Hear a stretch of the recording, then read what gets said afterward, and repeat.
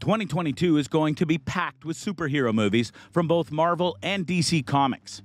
A contrast to this year where things were much more lopsided. Just saying. But it all truly kicks off next March with the arrival of The Batman. This is the first solo Batman movie since the Dark Knight trilogy.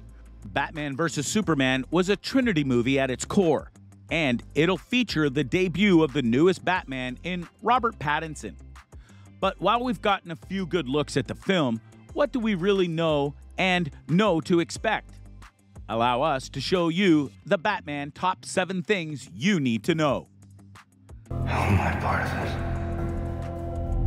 this? You'll see. The plot story. Let's start out with the basics, shall we? In this case, the story of the film. Director Matt Reeves has described the story he's developing as noir-driven, with Batman investigating a particular case that takes us out into the world of Gotham. It's more Batman in his detective mode than we've seen in the films, Reeves told The Hollywood Reporter in January. The comics have a history of that. He's supposed to be the world's greatest detective, and that's not necessarily been a part of what the movies have been. I'd love this to be one where we go on that journey of tracking down the criminals and trying to solve a crime. Rumors that the film would adapt the popular Batman Year One story penned by Frank Miller were debunked by Reeves, who said he wouldn't be telling an origin story for the character. In an April conversation with the New York Times, Reeves gave a touch more background on the film, describing it as incredibly personal and, using the metaphors of the DC universe, you never know whether the people in charge of those IPs are going to be open to your vision. But if they weren't, I wouldn't have done Batman, he said. I was like, look, there have been some great Batman films, and I don't want to just make a Batman film. I want to do something that has some emotional stakes. My ambition is for it to be incredibly personal, using the metaphors of that world. In August, co-writer Mattson Tomlin went further into the ethos of the Batman with Den of Geek, saying that the film will explore the soul of Bruce Wayne. I think that Matt Reeves, as a filmmaker, if you look at any of his work, whether or not it's Let Me In or Cloverfield or the Planet of the Apes movies, he's always coming from a point of emotion. It's never the big action thing, Tomlin said. It's always, what is this character's soul? I think that really looking at Batman as somebody who has gone through this trauma, and then everything that he's doing is then a reaction to that. Rather than shy away from that, I think this film leans into that in some very fun and surprising ways.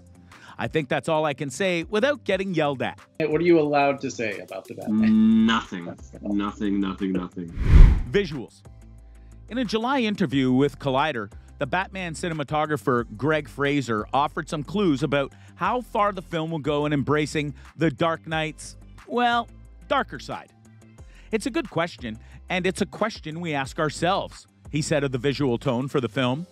There's darkness in the character for sure, and we need to create a mood which is obvious. It's a Batman film. I don't think it's going to be oppressively dark in terms of visually, because that's not what we're trying to do. We're not trying to have a competition about who can go the darkest of the darkest of the darkest.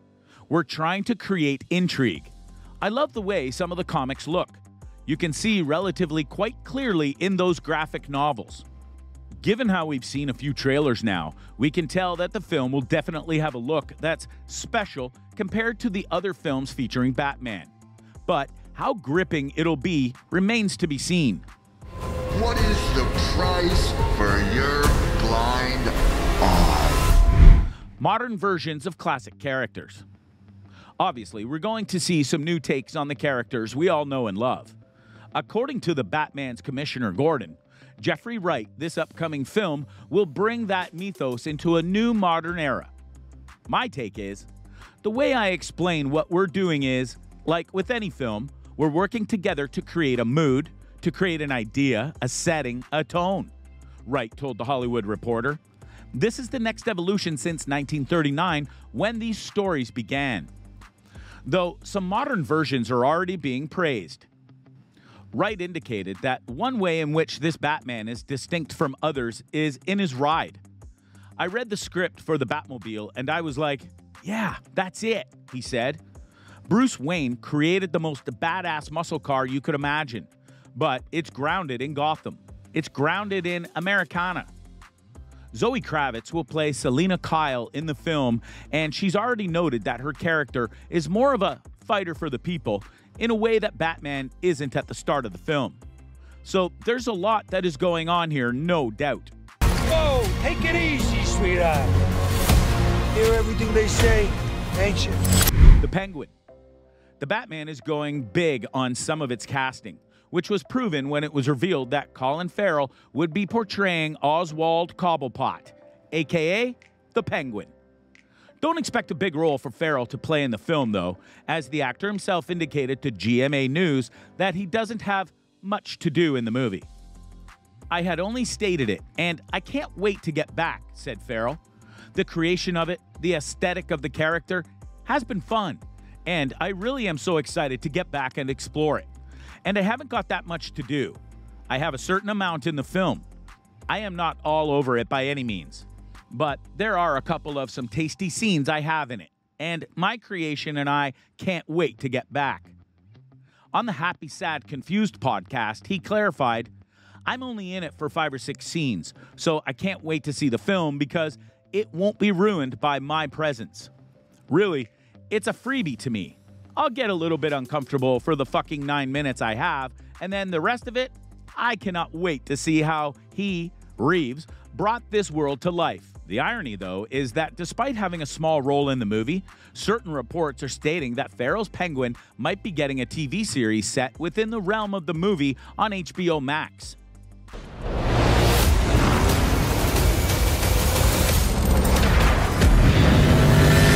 The Batmobile. Thought we were done talking about the car? Nope.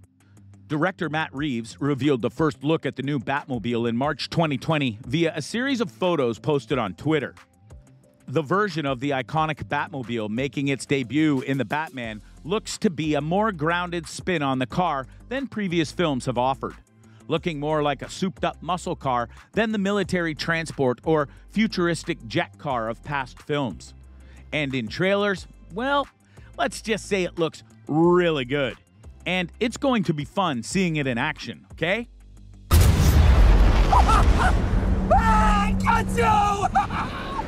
Supporting cast. So, who else is going to be in the film and fleshing out the cast? Andy Serkis will play Bruce Wayne's butler and confidant, Alfred Pennyworth. Although Serkis is best known for his performance capture work, including a memorable portrayal of the ape revolutionary Caesar in the most recent Planet of the Apes trilogy, he has delivered some celebrated on-camera performances in recent years, including a memorable supporting role in Marvel Studios' Black Panther.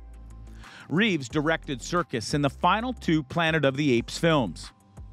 Joining him will be Paul Dano, star of Little Miss Sunshine, There Will Be Blood, and Escape at Dannemora. Dano will portray Edward Nashton, the brilliant villain known as the Riddler.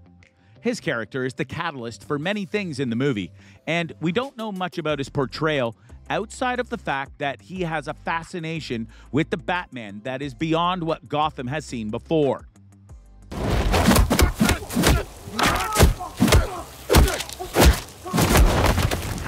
The new trailer. Finally, and arguably most epically, we have the new trailer that came via DC Fandom. It was such a highly anticipated thing that they actually went and revealed it as the last act of the digital event, and it lived up to the hype. For in it, we see Pattinson's Batman going through many trials, both as Bruce and as Batman, and it's clearly a case of blurring the lines between who is who, as this is year 1 for him, and he hasn't put up the usual facade that Batman is known for. We also see some intense action, including some gripping car chase scenes. We see a ton of Selina Kyle and how her connection with Batman starts, and we see some of the madness of the Riddler. Though, curiously, his face is never shown. We'll see just how good the film is when it arrives in March. So, what do you think? What do you think of this look at Batman and how it's shaping up to be one of the most intense and grounded takes on Batman in history?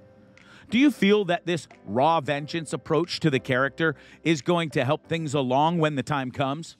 Do you think Robert Pattinson is going to be a good Batman? What are your honest expectations for the film? Let us know in the comments below. And we'll see you next time on the channel.